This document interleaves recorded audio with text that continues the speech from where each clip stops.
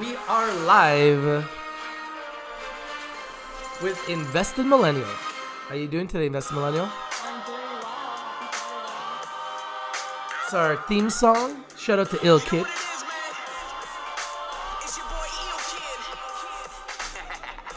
And you know I'm rocking with my man Rich TV, right? But I gotta introduce to you that new. Let's go. Invested Millennial. Invested Millennial. Invested Millennial. We're Rich TV Live. We're Rich TV Live. We're Rich TV.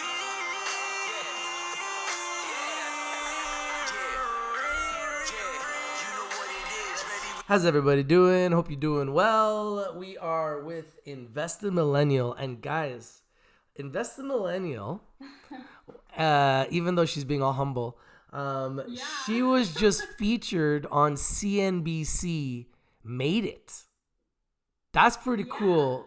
I want to know, let's talk about it. I want to know, before we get into our predictions with Aurora, before we talk about the fact that Tesla is at $500, and I predicted they would go to 1,000.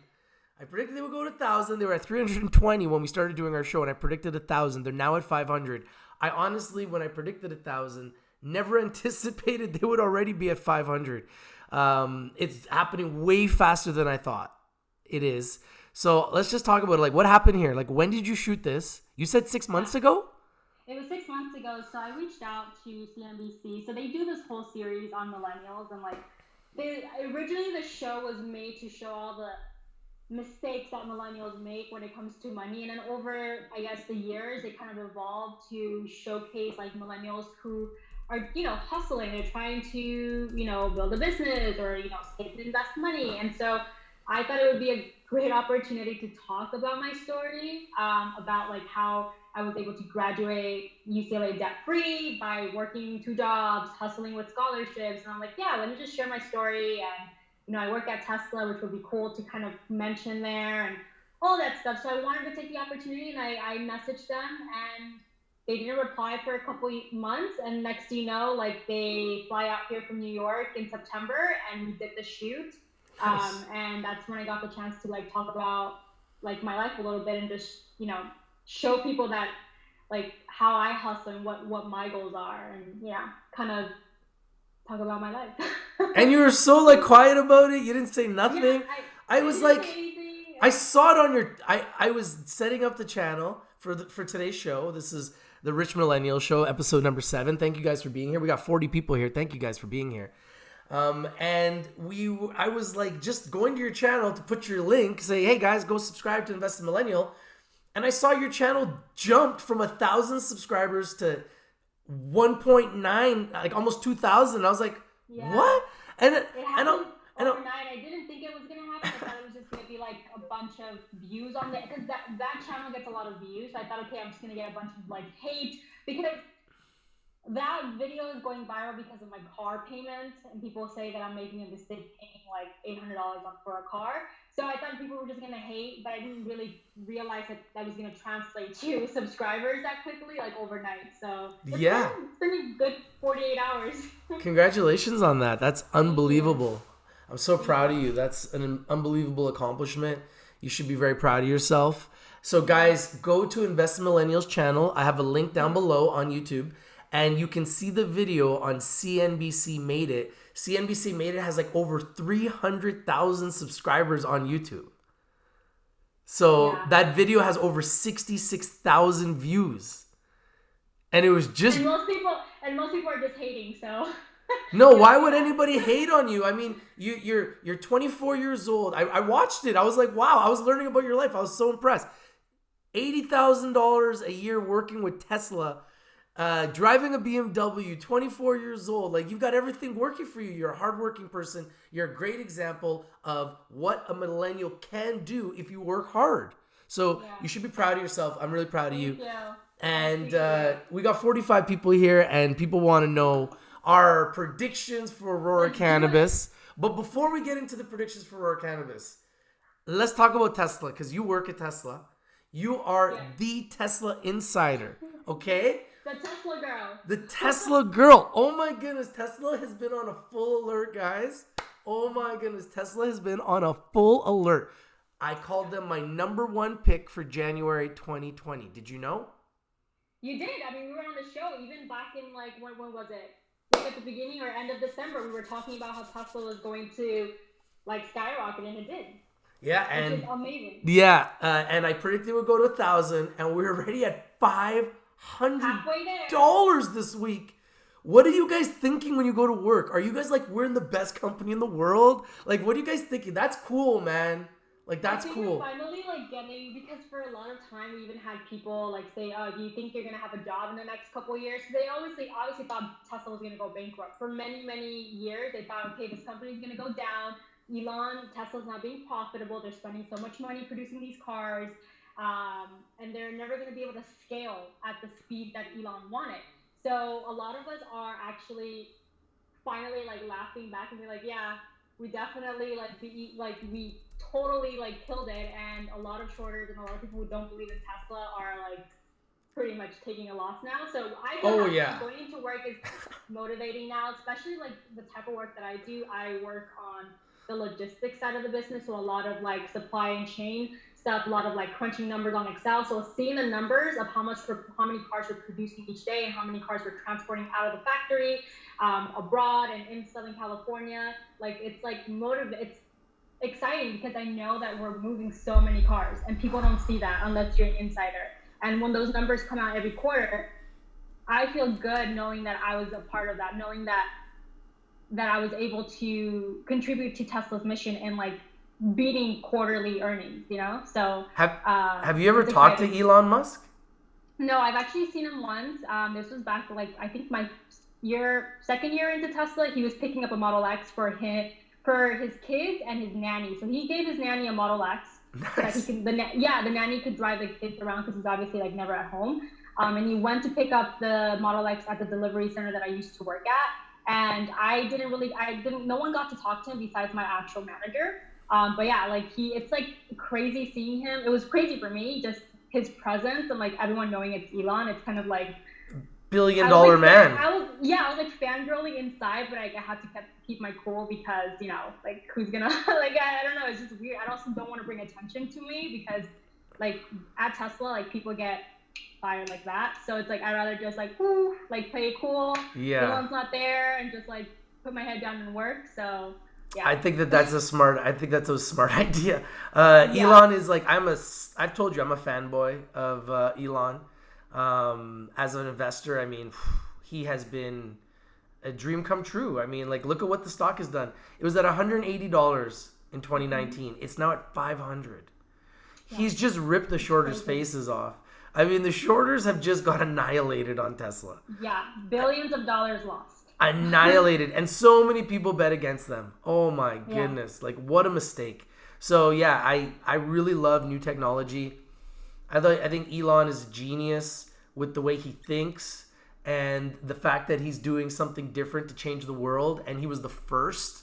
And now there's a lot of companies like Neo that are trying to follow in his footsteps. But you know that one of the reasons that they exploded this week is that they just announced that they're now in China. Yes. Like, oh my goodness. Started producing cars. So I think the China Gigafactory was by far the quickest build in Tesla history. So we have a Gigafactory in Nevada that took several years for it to be built. The Chinese Gigafactory literally took like a year. And it's crazy, and that he started delivering vehicles. People were not expecting for him to start producing cars in China when he initially promised, just because Elon is known for giving out these dates and these projections and he never actually is able to meet them. But recently he's been able to just like actually meet every single goal. So when the goal for China was met, people were just like, okay, Elon's being for real now. And he's now being taken a little bit more serious because we are able to make production numbers, and we're not just BSing people. We're actually keeping our word, and that's what obviously drives the stock up. When investors and the market are happy based on production numbers, based on earnings, that obviously helps the stock. So yeah, and then also just to mention Gigafactory 4. is going to be opening up in Germany sometime next year. So once that goes online, that's obviously going to impact the stock in a positive way. Tesla has 4 gigafactories. Nevada, it's going to have 4. So we have one in Nevada, which is for a battery pack. Then we have the one in New York, which is for solar panels and solar energy. We have the one in China, and then the next one is the Europe one. So we're expanding super fast. That is amazing. I love having lots of growth. I love having this inside information here. This is just great. Yeah. And like, wow. I mean, and you have shares in the company. And I said to you, you're going to get rich. I'm like, you're going to get rich. And we're already at 500. So good for you. Yeah. Good for you. Yeah. I'm happy for you. So anyways, thank let's you. stop talking about Tesla because I'm going to smile too much. I'm really excited about that. I'm really, really excited about Tesla's success. And man, I kind of want one of those Teslas. I'm not gonna lie. Like, I want one. You should. Yeah, I want the Cybertruck. Trade in your car. I want the Cybertruck. I want the Cybertruck. It's sick. So yeah, I want the Cybertruck. I think that thing is sick, and it's bulletproof. So haters can't get in. Haters. Yeah, the haters can't get in. So yeah, you know what I mean? Like, I don't know, man. I think the Cybertruck has to be done. Like, rolling around, picking up my kids in school in the freaking tank. Like, that's cool, man. I think my son would like that. He'd be like, Dad, everyone's saying you got the coolest car at school, Dad. You got the cyber tank. I'm like, yep, the cyber tank. So yeah, let's get into it. So the market has been melting up. Yeah. As predicted. It's like everything we've been talking about has happened. Literally, it's crazy, except for the war. So thank God that didn't happen. It looks like we're not going to have a war. So we talked about that the last time. So thank God we're not going to have a war, hopefully. We don't escalate to something crazy. The market's melting up. Do you think this is going to continue? I think it will. I think there's nothing stopping it. I think it will. Now, so backtracking. Initially, when we first talked about the stock market melt up back in December, I said I thought it was going to actually start to slow down in January. Obviously, I was wrong. But I think leading into the second half of the year, people right now, I feel like it's like FOMO. Seriously. Because the stock market is going up substantially, people are retail investors, I feel that they're finally starting to realize, okay, I should have taken advantage of some of these buying opportunities. So they're dumping money into the market. That's obviously helping it. But I feel that as we approach the second half of the year, as we enter more uncertain territory in the U.S. with the elections, that is going to cause some uncertainty and some volatility, because you can't have a stock market that's in a bull run for this long without having some type of correction. That's the reality. The reality that a correction is going to come it's going to come. We just don't know when. I predict that it's going to start coming probably closer to the second half of the year as we enter the election season, because we don't know, what's going to happen. Sure, let's just say Trump wins, great. But do we really know? I mean, there's a lot of things, geopolitical things that could happen in the meantime. So that's my prediction. I feel like it's going to start to slow down halfway through the year. Not in a bad way. I think there might be some great buying opportunities then. But a correction for sure is going to happen sometime this year. That's just what I think. I mean, that's definitely a possibility. Personally, I think what we're going to have is the market will just continue to melt up, and we are going to just continue to see higher highs. We will see some retractions back down. I predict we'll have at least 5. And every time it comes down, the media will come out and they'll say, this is it. It's going to crash. People will panic sell, and then it'll go back up. It'll go higher. And then it'll come back down. They'll do it again. It'll go higher. So I figure every couple months we'll have a little correction where it'll come down aggressively 5%, 2 to 5%, but we'll just come right back up, because I feel like the quantitative easing, the way that the Federal Reserve is printing money and the way they can just manipulate the markets is... That's my fear. We're just pumping money into the market right now. The rates nothing's going to stop them from pumping in more money, though. What's going to stop them? They just print it. I mean, this is something a lot of people don't understand. It's getting diluted, inflation, yes, but at the end of the day, it's printed. So if they need more, he just calls up the Federal Reserve Bank, Mr. Trump does, and says, we need another 5 trillion notes printed. And they're like, okay, sir, you know that's at par value. And we're like, yeah, get her done. I mean, they print it. So this is the reason why the economy in Europe has failed, is because they no longer have the ability to print they have to go and borrow from the euro. You know, they have to go borrow from Germany, from the guys that make all the decisions. So when countries like Portugal and Italy and Spain had the ability to print their own currency, everybody was doing great because whenever they needed more money, they just printed it. Now the euro's screwed because Portugal, when they need more money, they got to go beg for it. So this is why there's been a collapse in Europe financially. There's not going to be that collapse in America because whenever they need money, they're just going to print more. And the reality is people like Warren Buffett are so rich that he's just going to keep buying more. So there's a lot of money on the sidelines that just keep saying they're waiting for a crash. But the crash hasn't come. So what are you going to do? You're going to just wait years? Like the crash... Here's the thing. That's saying I agree to an extent. But here's the thing. What if Trump doesn't get reelected and we don't have a president that keeps pumping money into the market like he has to obviously keep his image, right? Because people are happy with him. That's the reality. There are certain people in the States who are happy with him because he has done a great job for the stock market. He's made a lot of people rich, which is great. But if he does get reelected again, then he will be in office for another 4 years. Great. He can keep pumping money into the market. But at that, like, he only gets 2 terms. So I don't know. I just feel like what if he doesn't get reelected this year, which we don't know technically, right? Then money will not be he's not going to be able to continue injecting money into the market. Then it changes the whole game for a lot of people. That's my opinion, right? I think there's no chance that he loses. I mean, there's no chance. I don't know. There's no chance that he loses. I'm just telling you, like, market's at all-time highs. There's no chance that he loses. You got to remember, like, America's a capitalistic country. But he's manipulating the market. It doesn't matter. At the end of the day, the rich are getting richer, and they're going to make sure that he wins. Like, this is a money business. Like, it's a money game, right? Like, we're talking about money matters, okay? It's the biggest issue for all Americans. It's the biggest issue for all Canadians. It's the biggest issue that creates stress. It's the biggest issue that creates relationship breakdowns. It's the biggest issue that creates happiness is money. It's all about money. The world revolves around money. So when you got America at all-time highs and you got the guy telling everybody every day on Twitter, hey guys, impeach the guy that's got the market at all-time highs. Great idea.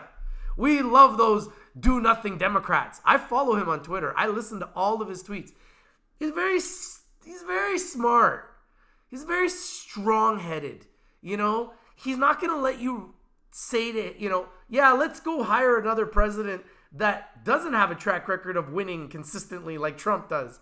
I mean, it makes no sense. He wins by doing things that are not okay. Like, he's not honest. He does shady shit, Like, that's not cool. He's a politician. He's a politician. I mean, you want to talk about shady people, politicians. I mean, here in Canada, it's crazy. Like Rob Ford, God rest his soul, rest in peace. I mean, he was the mayor of Toronto when I was in Toronto, and he was smoking crack. I mean, this is what politicians do. I mean, not all of them, but I mean, they're not perfect just because they're a politician. These guys all have skeletons in their closet, and Trump is no different. I mean, at the end of the day, I'm not here to judge him as a person. Yeah. But as far as the market is concerned, and we are investors, like, you have benefited from the market, correct? Yeah, I benefited from the market. I don't agree. You've done incredible in the stock market, right? Correct. So I agree. Fact is, Trump has helped the stock market, the economy. That is a fact. Yeah.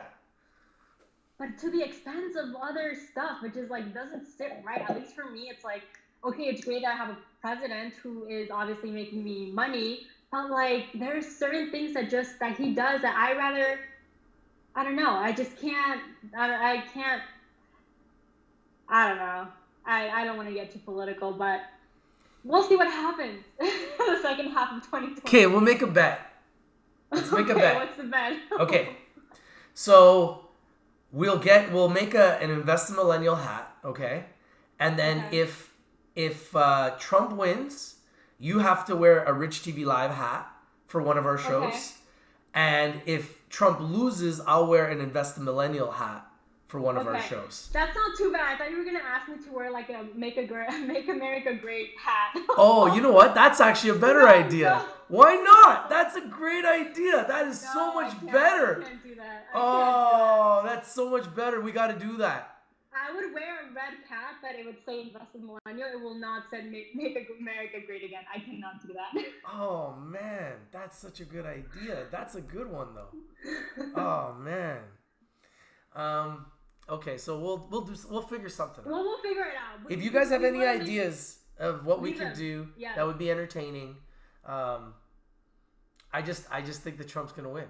I don't think there's any chance of him losing unless he gets impeached. That's the only way he loses. I mean, I don't know. I'm just going by what I've heard. Everybody expects him to win that I've heard from, like everybody. So I mean, like, I don't know. I mean, unless I'm missing something, I think he wins, and I think he wins by a landslide. I don't even think it's close. I don't think it'll be close. Unless Bernie Sanders really pushes the cannabis card and then Trump comes out very negative about cannabis. That's the only way. That's the only way. Yeah. I just don't see him doing that. I think Trump, if he has to play the card of cannabis, he'll say the right things to make sure he gets the vote. Like, why would you want to make it difficult for yourself to win, right? So I don't think he would make that mistake. I know Bernie's trying to push that. I don't think he's going to goat Trump into it. But you never know. You never know. That's the thing. Something weird could happen. Something weird could happen. Anyways, let's change gears for a second. So the market's melting up. I believe it'll continue. You believe there will be a pullback sometime around the election. I believe my prediction is that we will not have a pullback this year. I think the market will continue to melt up in 2020, even more than it did in 2019. And it's already started that way in January. So I've already been correct. I also said that Tesla was my number one pick for January 2020. I've been correct with Tesla. So I said 2-0. I said that Apple. You should have a scoreboard. I said that. Yeah, it's a good idea. I said that. Can I have it up here? Up here, right here in the background. I think that Apple could. I said Apple was one of my top 10 picks. They continue to go up. So everything just keeps going up. I said Shopify was one of my top 10 picks. They've continued to go up. So we've got a list of companies that are starting to go up. Now in the cannabis sector, we actually had a good week. And cannabis stocks actually were green. And a lot of them have jumped. Like, Cannabis growth is up 100% in the last 2 months. Companies like Delta 9 Cannabis are up close to 100% in the last 2 months. Companies are starting to make moves now. Companies are starting to show that, we hit a bottom, and they're making a dead cat bounce. Aurora in Canada hit a low of $1.95 on Monday before it exploded up, and it finished the week up at $2.77. Aurora in America went as low as $1.50, and it finished the week, I believe, around $2.13. Yes. Yep. Mm-hmm. So I want to know, the people want to know your prediction for Aurora. And by the way, guys, Invest in Millennial has been extremely successful with her trading. How much is your account up? Like percentage-wise. Percentage-wise, total. Okay, so I'll give you my 2019. Because right now, 2019 and 2020. So 2020, it's up like 10%. We're only like, 10, 18? Yeah, you're already up 10%. Yeah. Amazing. And then for 2019, it was like 64% total year-to-date gains. Amazing. So you have an amazing track record, and congratulations on that. But I do want to say, I only have like a speculative position in MJ stocks. So I didn't make money from MJ stocks. I made it from like tech sector. And that's why I've been telling everyone we need to diversify, because if you want to win like Invest in Millennial did and make 64%, you need to take advantage of the market melt up. This is what I've been trying to say. Now, despite that, I've also predicted that Bitcoin would explode, and they have been. And I also predicted, which I've been talking to you about, and I've said it's going to explode, and it has been. Yeah. And I also predicted that green gold will explode, and we will have huge explosions in the cannabis sector in 2020. But it won't be everybody, it will be the best. Mm-hmm. And that's why we've seen Aurora come up from the bottom. We've seen Canopy come up from the bottom. We are going to continue to see companies like GW Pharma do extremely well. They're one of the best. FDA approval. Over $100 stock, $119. Scott's Miracle-Gro will continue to be an amazing giant, making over $3 billion a year. These are IIRP, which I also predicted, and they've climbed. They've climbed, and I also predicted them to be one of my top stocks for 2020. So we've been right consistently over and over and over again. Now the $1 million question is, what is your prediction for Aurora in 2020? Maybe somewhere between a range of like 10 and 15. You think so you think it's going to go from in America? You think it's going to go to US dollars? Yeah. Wow.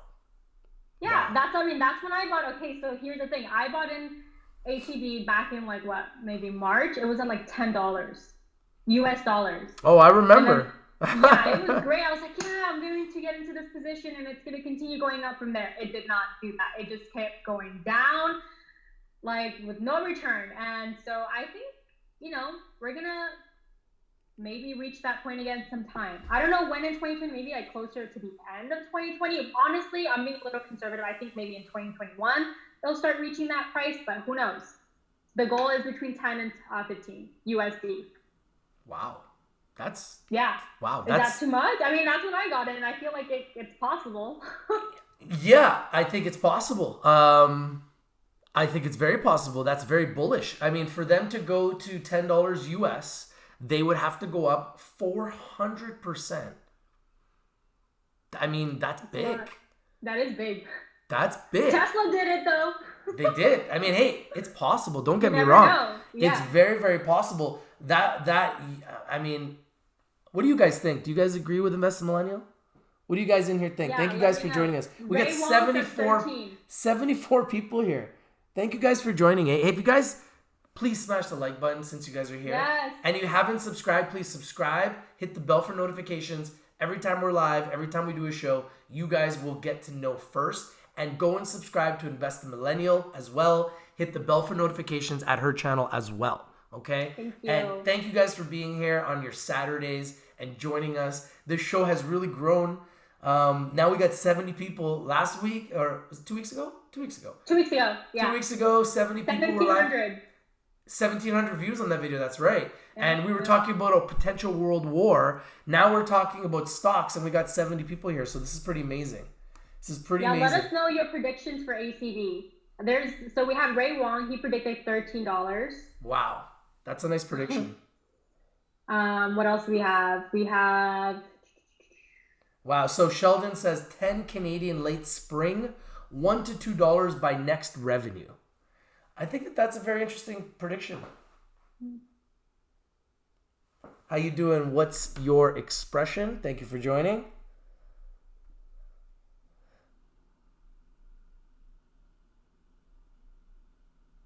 So... Come on, you guys, let us know. We want to know your thoughts. JG says dilution. Does anybody think that Aurora goes under $1? So let us know. My prediction is that Aurora... Okay, so Aurora has a lot of shares issued outstanding. But you're talking from experience because you've been following ACB for quite some time. I'm talking from my experience as being invested in ACB just like a year. So I would put, and everyone can think whether they want, I would put more emphasis on what you have to say because you are an experienced MJ investor versus myself. I invest in tech companies. So I want to hear what you have to say, and I just because I know that you've been in it for a while. Actually, I think that your predictions are pretty good. I think they're bang on. I honestly believe in historical patterns in life, in the stock market, in real estate. I believe there's patterns. So historically, in 2017, when I was trading Aurora, we saw it at these prices. In 2018, we never saw Aurora get to these prices. In 2019, we never saw Aurora get to these prices. And at the end of 2019, Aurora got to these prices, which were 2017 prices. Now we're in 2018 and Aurora got even lower. It was like the lowest it had been since like 2017, since I started my show live on YouTube like 3 years ago. Aurora had never been as low as what it went to $1.95. Like I was telling everyone I can't believe where it is. Like it was hard to believe how low it got, right? So historically, Aurora has always gone to $10 or more every year for the last 3 years since we've been live. In 2017, they broke $10, went as high as, I believe, 13 or 14, maybe even 15. 2018, they went as high as 15. 2019, this, not too long ago, a year ago, they were at like $13. And I remember selling at 13. Now they're all the way back at these $2 levels, and I think it's an amazing buying opportunity. I agree with you that they will go to $10 in 2020. I believe they will pass $10 in 2020. I think they could go as high as 13 is where I would probably sell them. I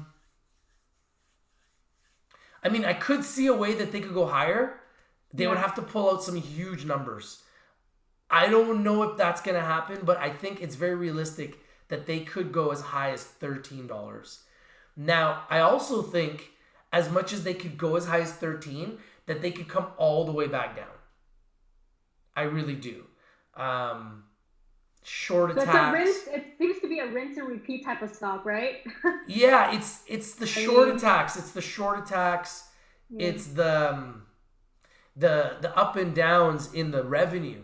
You know, the revenue is growing, then it goes down, and it's like, oh, the stock goes down. Then the revenue goes up, and then it goes down. So if you're going to report bad numbers, stock's going to come back down. You're going to report good numbers, stock's going to go up. I think overall the entire sector is down 300 to 400% overall. So I believe the sector will go back up to these higher levels that we've seen in the past. And because I believe we will see the sector go back up to all-time highs again, it may not go as high as it has been, but I believe we will approach those numbers. There is a chance that we could even break those numbers because the entire sector is down, dramatically. So you see the same chart for everybody. They're all down, and then they're kind of starting to turn up. They all kind of come down, and they're starting to turn up. Even Cannabis growth, they're up 100% almost in the last 2 months since they hit their bottom. So we're seeing a lot of stocks are hitting their bottom. In my opinion, they're going to hit these bottoms, and then we're going to see an escalation.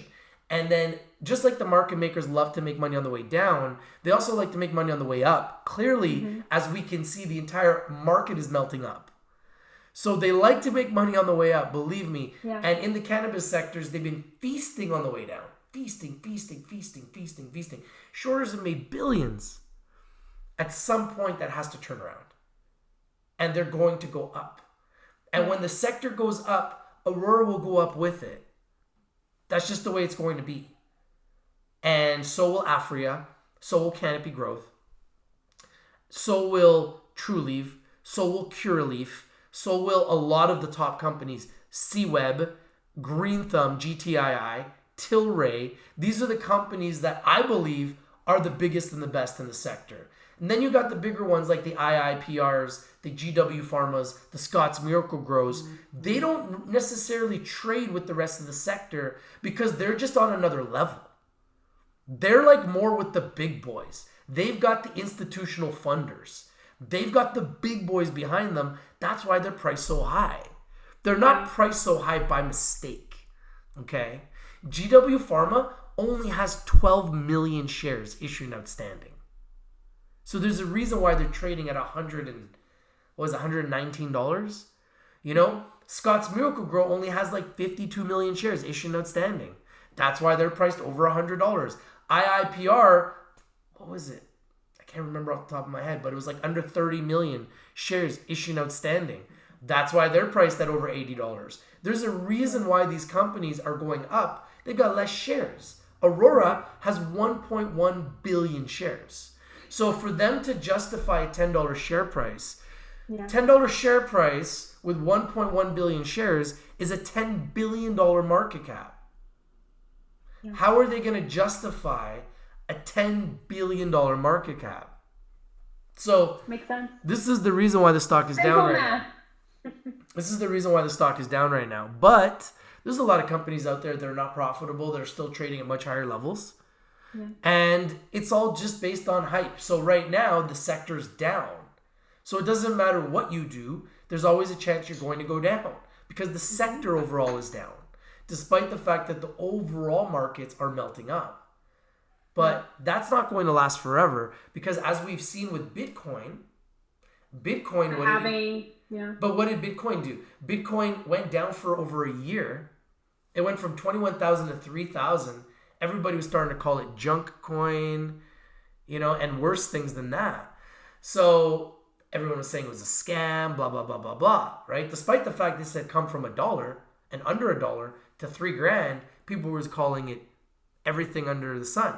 Very similar to what they're doing with Aurora, with the short attacks, the short reports, the attack on Aurora every day, write-downs, analyst write-downs. There's all these different ways that the stock can come down. Well, guess what? You know what I mean? That's happening everywhere. These types of things are happening everywhere. These are tactics. But that doesn't mean that as quickly as they go down, they can't just as quickly come back up. And we've seen that this week where literally the entire sector came up 25% in 3 days. Sector. Yeah. The entire sector came up 25% in 3 days. So it would be nothing for the sector to go up 100%.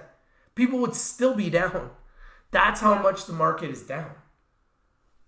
So in my opinion, Aurora goes back up, but it also comes back down. So if you do get a chance to ride the Aurora train and the gravy train and benefit from it, make sure you sell. Because they have 1.1 billion shares. So at some point when they do run up, the market makers, the shorters, are going to come up with articles and say, how does Aurora justify a $12 billion market cap? Mm-hmm. This is what they're going to do because this is what they've done to Canopy Growth to bring them down. That's what they've done with Tilray to bring them down. Because remember, Tilray was at $300. It's crazy. And they brought it all the way down under $20, and now it's running over $20 again. Because Tilray is actually a really good company. And they also have a tight flow too. They don't have a ton of shares. Not small like some of the other companies. That's why the stock came down. But they still have a relatively tight flow when you compare them to companies like Aurora Cannabis that have 1.1 billion shares. Mm-hmm. But the one reason why Aurora can justify the 1.1 billion shares is because they're in 25 countries. And they use those shares to acquire giants like MedRelief and Canamed and Hempco Food and Fiber. So they utilize their shares to acquire their growth because they didn't have the cash. Right. So realistically, as a business that's public, that's what you should be doing. The only reason why a company goes public is so they have stock that they can use to pay employees, just like Tesla uses to pay you. Correct? Correct. Tesla pays you a salary, plus you get stock options, correct? Correct. Mm-hmm. And you have to buy them, right? Nope. You get them free. For free. Even better. Love it. $3.99. I love it. That's even better. So some companies, some banks, they give you free shares. Some of them give you the option to purchase. Yeah, like a lot of employee stock purchase option. That's right. That's right. You can do that as well, correct? You probably have that option. So you could take a portion of your income and you can use it to buy shares in Tesla, to invest at a discount. At a discount, to invest in your future, to do healthcare. I'm sure there's all kinds of different options they provide you because you're an employee. So these are benefits that companies offer their employees to attract talent, right? Exactly. As a retention, mechanism, because they vest every quarter, and depending on how much you were given when you were hired, it vests over a period of 4 years. So obviously, if you're a great employee, you're not going to get fired. So your stocks, you should hit your vesting period, and then all that money is yours. So that's how they use it. So it's retention purposes. And it works. And it works, yeah. right? Okay, so IIPR pays a dividend. The HMMJ ETF pays a dividend. Horizons Life Sciences ETF pays a dividend. The reason why they pay a dividend is it's an incentive to get you not to sell the shares. That's why they pay you a dividend. You're aware of that, right? Think about it. Why would someone pay a dividend? Because it's an incentive. It's an incentive to not sell your shares. Hold your shares, and we're going to pay you to hold your shares. Yeah. That's why they pay a dividend. In order for a company to pay a dividend, they have to have profit. If they don't have profit, they're going to go bankrupt. How are you going to pay your shareholders a dividend and you're not profitable? That doesn't work, right? So IIPR, even though they're just still a small company, they're already paying a dividend. That shows how profitable they are as a business because they're issuing a dividend. Just like the HMMJ ETF is issuing a dividend. So you can't do that if you're not profitable because that is not a long-term viable business. Yeah, IIPR's dividend yield is like almost 5%. Yeah. That's crazy. That's insane. That's free money. Yeah, and the reason is because they generate only like 11 million in revenue, but out of the 11 million in revenue, 6.8 million is adjusted operating income. So they've got a very, very small burn rate. They're not spending like foolishly like a lot of other people are. And they're in the real estate business. So they're more about holding assets, letting them mature, renting them out. That's rental income, right? Yeah. And then selling them when the prices go up. I love the model. You talked about it when you did your video, how you want to buy a property. Everybody aspires to own homes. Everybody aspires to own real estate. So when you have a cannabis REIT, it's a genius business model because what they're doing is that they're purchasing properties for cannabis companies. So those cannabis companies are going to pay them 3 to 4 times the rent. Because understand, you're taking risks. Because you're going to have mold issues in your properties. You're going to have all kinds of other issues in your properties because they're growing cannabis. They're doing testing. It's like science projects, lab testing. Like this is going to destroy your property. It's going to create wear and tear on your property more so than a normal tenant. Thus, you can charge 2 times, 3 times, 4 times, 5 times, 10 times the rent. That's why I love the business model of IIPR. A lot of people don't understand. And then people are trying to say, oh, IIPR's business model doesn't work because they're going to legalize it. And once they legalize it, there's not going to be any place for them. I'm like, are you crazy? I'm like, what? So people are just going to stop needing real estate? Like, what does one have to do with the other? It's just, those are short reports created by shorters that are trying to short IIPR. Why do people believe this nonsense? IIPR is always going to be so popular because all of the cannabis companies in America and potentially all over the world that want to work with them will go to them first and say, hey, you got a property in Nevada? We need a property to grow. It's perfect. Like, they're going to go to them because they're like a bank, And they could probably even say, okay, sure, we'll give you a property and we'll give you some money because they're going to be so cash rich. So I love the business model, and this is why I think IIPR is one of the hottest stocks in 2020. I think it goes right through $100. It's going to rip through. It's going to rip through $100 like butter. Yeah, I mean they're already at like $82 US. I mean, what, $20 extra dollars? And when I started talking about them, they were in the 70s. They went down a couple bucks. I got attacked by shorters. You don't know what you're talking about. I'm going to short IIPR. I said short them. Good for you. I said short them. That's what I said. I said short them. And may you rest in peace. That's what I said. I said short them and may you rest in peace. Yeah. I mean, at the end of the day, like, you want to short my picks. Go ahead. But you're going to lose because my picks have been winning. Like, what happened to you shorting Tesla? You know how many people said they were shorting Tesla? I don't hear anybody talking about that anymore. Yep. Apple. I was talking about Apple at $240. I started saying buy Apple. I had people telling me they were going to short it. That was at $240. They're at almost $320. So they're up like 50% since I've been talking about Apple just in a couple months. Apple's up 50%. Like, crazy. And I'm like, go ahead and short it. Go short a market melt up and see what happens to you. It's like trying to buy cannabis stocks when they were going down. Everybody lost. So many people kept predicting the bottom, including myself, and anybody that did is down. So the question is now, have we finally found the bottom? What do you think? That is the question. Did I we think find so. it? I think it's been 2019 was a brutal year, and I think that heading into 2020, especially this month alone, like we're starting to see some progress. So I think we hit the bottom in 2019 for sure. What was it like? ACB was what, $1 and US like $1.60 something or 50 something at one point. So I think we've hit the bottom. Yeah, it hit $1.50 in the US, $1.95 in Canada. The lowest it's been since I've been doing my show. Like, it hasn't been that low in years. So anybody who wants to buy that company is salivating at the opportunity of owning a piece of a company that's in 25 countries and saying, yeah, I got 10,000 shares of Aurora for 20 grand. And when that goes to $10, my 20 G's will be worth $100,000. Mm-hmm. Who the hell isn't going to do that? So I'm telling you, people are doing it.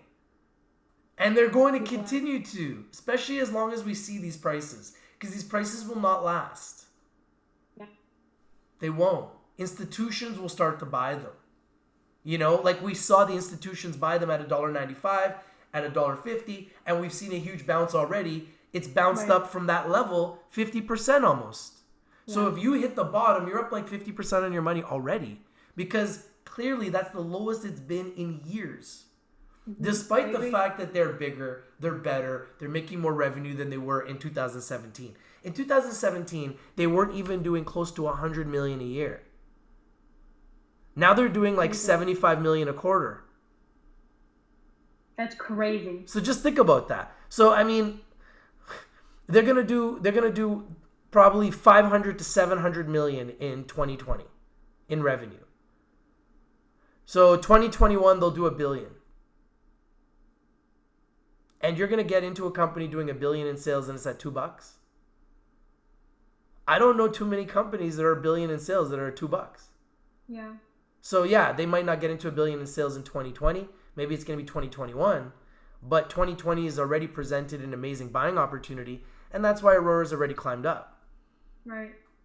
Some people are saying they think it can go, lower. Some people think it could go under $1. Some people like Andrew Left have predicted it could go to 0. What do you think about that? Do you think there's any chance it could go to 0? No.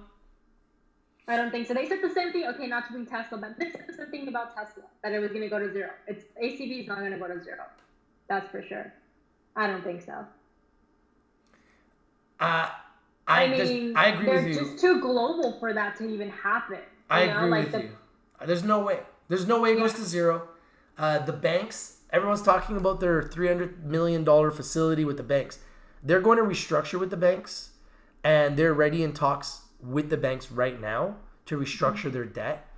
Once they restructure that debt and they put out a press release and they explain how they restructure that debt, I think you're going to see the stock is going to start to climb. Because people then will eliminate that conversation of, oh, they've got all this debt due, they're going to go bankrupt, they're running out of money. It's been like that for, several months, 9 months. Since I got into the stock, that has been like the main topic that people keep referring to when it comes to Aurora Cannabis. Why are you investing in a company that is in debt, that doesn't have, their balance sheet is like horrible, but I think, things are going to change this year for them.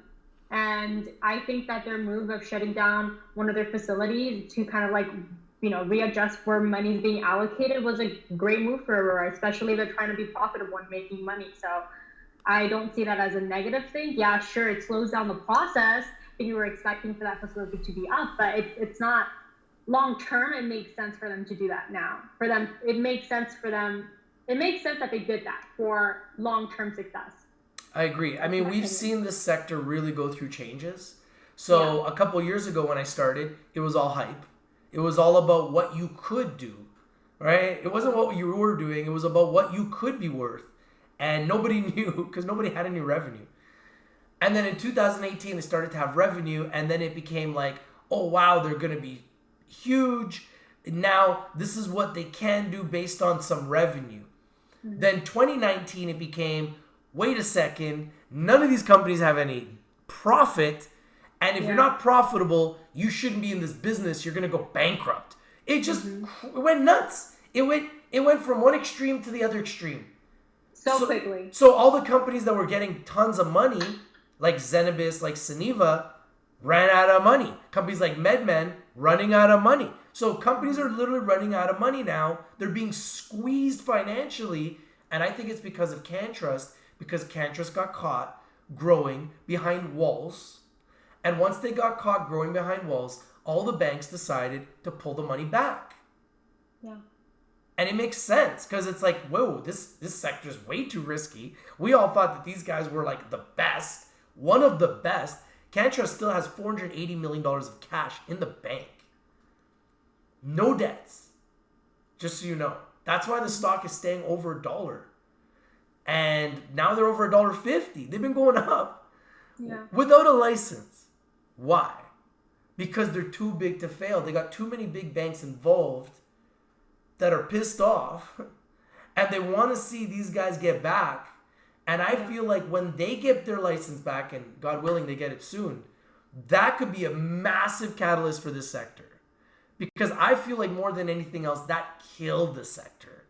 Yeah. Because it made it look shady, made it look like a bunch of criminals, made everybody that was investing think twice about investing, and maybe pull the money back a little bit. So I think what's going to happen is CannTrust gets the license back, banks start investing more and more again, and hopefully the Safe Banking Act in America gets signed, and then banks in America start funding American MSOs and start funneling money into the sector again, where you're going to see this sector just explode and have a massive green rush, which is, I feel like it's coming, and it's already started. And if you watch my videos, I predicted that November 18th was the bottom. And it's very clear on the charts that if you look at November 18th, we literally have found the bottom. We've already climbed up since November 18th. So we're already up over the last 2 months from the bottom. So I feel like we've already come up from the bottom, but we've got such a long way to go up. Yeah. And 300 to 400% for a sector would be amazing to see us get back to those high levels. And what I want everyone to do is remember these days, and when we do get back to those higher levels, please sell. Yeah. Because, don't be greedy. Yeah, because don't be greedy in the MJ sector. I feel like it's just too crazy, too volatile for that. Yes, and this is the thing is, last year there was guys that were up so much.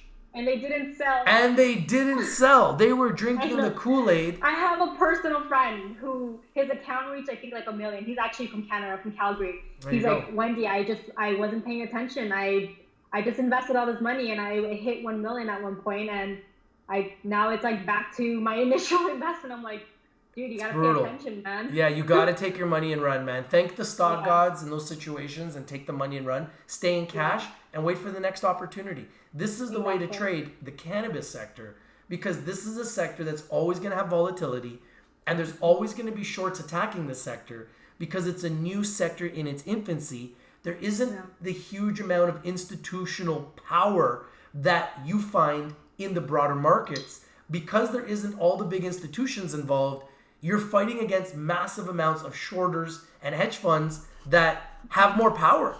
They have more power. And more capital, more power, more leverage, and the retail investors cannot compete.